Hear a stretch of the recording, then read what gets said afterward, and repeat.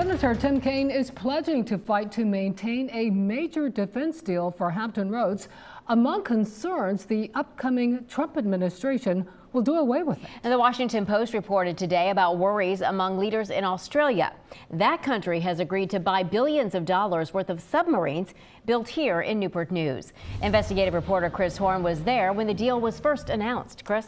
Steph, the deal is known as AUKUS, which stands for Australia, United Kingdom, and the U.S. About $18 billion is at stake just in the submarines alone. The question is whether incoming President Donald Trump, not a huge fan of military alliances, will change the deal. The Washington Post is reporting concerns in Australia about the stability of the AUKUS submarine agreement. The Biden administration struck the deal, but the concern is that President-elect Donald Trump could change it. The Post reports that Australia has already spent billions as part of AUKUS. Senator Tim Kaine fought for the agreement among Australia, the U.S., and the U.K.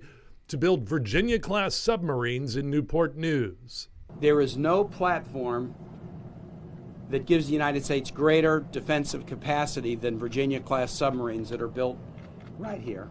Kaine, a member of the Armed Services Committee and chair of the Sea Power Subcommittee, joined Australia's ambassador to the U.S., the head of Fleet Forces Admiral Daryl Caudle, and officials from Huntington Ingalls and the Shipbuilders Union. The Australian ambassador called the deal a transformational moment in preserving his country's defense, given its proximity to China and North Korea. The deal calls for Australia to purchase from 3 to 5 of the state-of-the-art subs at about $3.5 billion each. Australian submariners had already begun coming here to train on the subs that are nuclear-powered but conventionally armed. In a statement this afternoon to 10 on Your Side, Kaine said AUKUS helps ensure a free and open Indo-Pacific, and I'm glad Australian Prime Minister Albanese and President-elect Trump discussed its importance during their call earlier this week. It demonstrates the strength of U.S. partnerships.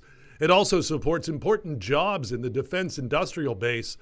I will do everything I can to ensure the agreement stays on track during the next administration.